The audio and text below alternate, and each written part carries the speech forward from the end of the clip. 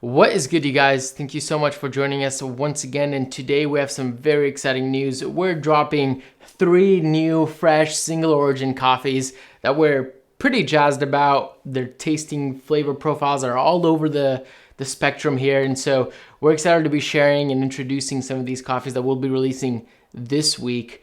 So stay tuned, but let's get into this, folks.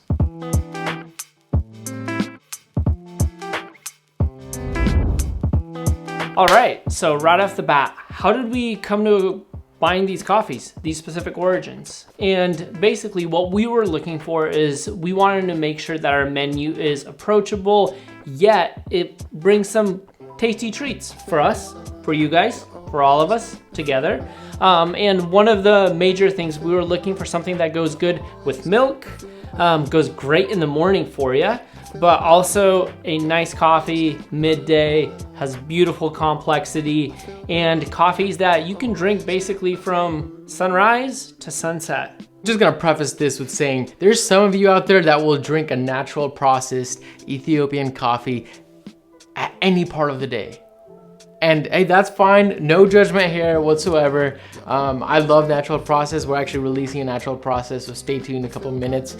But I love kind of depending on the day and depending on where I am in the world, maybe I'm brewing coffee in the mountains or whatever it is, I kind of like to change up my flavor profile based on kind of how I'm feeling. And some days, all you want in the morning is just like a good, strong, full-bodied, like coffee, chocolatey, that has some nice sweetness to it, but it's not punching you in the freaking face with lemon acidity. Sometimes you just don't want that. I know I don't want that sometimes, but sometimes you do want a little of like insanity of flavorness and that you're just excited to drink. We want to be able to have that whole wide spectrum of flavor profile. So let's get into this. What's the first coffee that we can talk about? All right, so the first coffee you want to introduce is a coffee from Huehuetenango in Guatemala, coming from the farm of La Bendición from, you probably heard the name, from Villatoro family.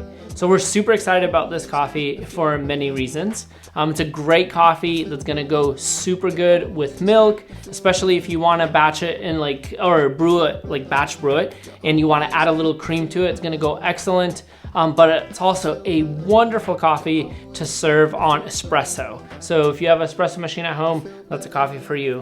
What do you like about it? Totally. I think other than just being like a really good full-bodied coffee, I think it has some like pleasant complexity. Like we're not just throwing complexity out of the way, and we love a good complex coffee. And I think that coffee brings some complexity to the table. It's got some chocolatey things going on. We also got some like orange cream flavored definitely action going on there. So there is a bit of complexity, which I really enjoy out of like a full body chocolatey bodied coffee. But then also we low key slide into the cafe, wanted to pull a couple of shots of it.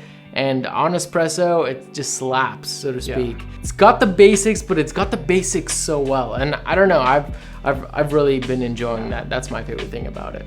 Totally. I would sum it up, I would say just so rich. Totally, yeah, just a one-worder, so rich, that's it. So not only does it have a rich flavor profile to it, but it's got a rich story as well. When we first came across the coffee from the farm called La Bendición, we also learned that La Bendición translated is called the blessing.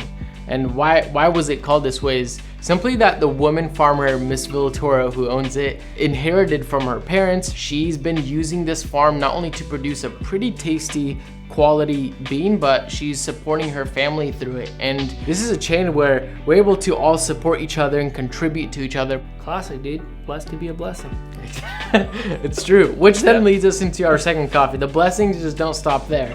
So what's the other coffee that we got? Oh man. Yeah, we got a gem. We got a gem from Peru, from Santa Rosa, not to be mistaken with our coffee from Guatemala that was also from Santa Rosa. But this coffee is brought to us by Red Fox Coffee Importers, super dope people. And it's a coffee that's also from a farm called The Blessing, La Bendición de Dios, so the blessing of God.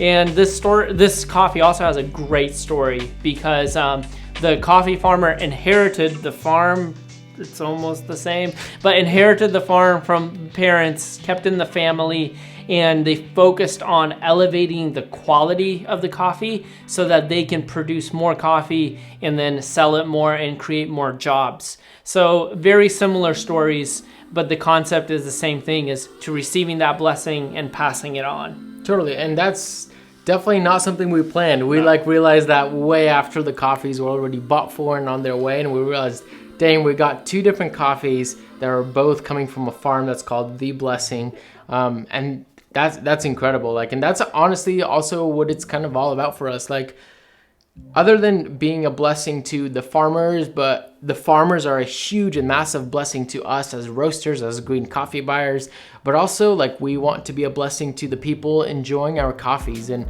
which kind of goes back into our whole range of flavor profile. Yeah. Like the Peru on that flavor profile is kind of in the middle of being basic, but also being extreme. And it's got that dark chocolate thing going on, but also has like a pink lemonade going on.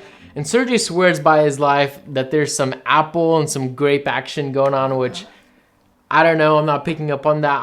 All I'm tasting is pink lemonade. Yeah. And some like a good chocolatey body. Yeah.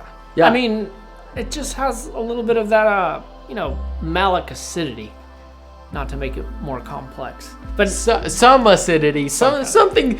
Okay, whatever it is, it's a blessing and it's freaking awesome. Good. So it's such a good coffee. Yeah, we're excited to be serving it, and it's awesome to be able to be buying coffee from 2 farms called The Blessing, which that kind of leads us into our last and final coffee that we're about to release, and that's a curveball. That's a wild coffee. And how did we go about to choosing that on the cupping table? That was one heck of an experience. I remember literally our first smell of just when you poured water, we were like, what are these aromas? Like, it definitely stuck out like from all of the other coffees on the cupping table. And we're like, do we like this? Do we not? There's some kind of funk going on. Like, what? Yeah, it was confusing because it was like at one point I was like, oh man, I can't tell if I'm enjoying these aromas or these aromas are turning me off completely. Yeah. But that in a sense, like for me, like after like a couple minutes of just taking that in, I was like, actually, I love that about this coffee. I love a coffee that's gonna kind of blow your mind and kind of be like, this is not anything like anything I've had. And so it's a curveball. There's nothing else to say. Yeah. So, and I literally remember Mark, I'm like, dude, there's berry. What is this? It's different. And Mark's like, dude, straight up blackberries. Yeah, no doubt. I was like, I just knew it. Like it just came right out of the bowl, and that was only the beginning. Like blackberry slowly started turning into, we were starting to get some lemonade stuff going on there, and then all of a sudden, as it continued to cool, it kept developing into now matcha. We were getting like some green tea.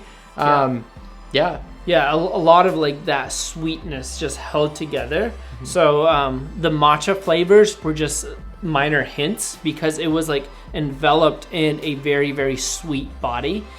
Because it is a natural process coffee, so it brought that dynamic range between the acidity, the sweetness, and held it all together very nice. All right, so to wrap everything up, all of those beautiful flavors that we were talking about, those experiences through our palates, the most important part is, once again, the relationships that were built with this coffee. One from the farmer, the producer, the importing companies like our friends from Red Fox, our local friends here in Bellingham, the Onyx Coffee Importer crew. We love them all, and we're just super excited that we get to do this on this relationship basis with you guys, our viewers, our listeners, our buyers, you know what I mean? And then we get to connect with those importing companies and bring that coffee in. So lots of good stuff to come. Very, very soon we're dropping some tasty things. But yeah, thank you guys so much for the support. And hey, if you guys want to stay tuned with more coffee content, hit that subscribe button on YouTube. In the comment section, maybe share a little bit about like what kind of flavor profile appeals to you the most. Otherwise, go grab a mug, go grab some coffee, and go have a good one. See you guys in the next one.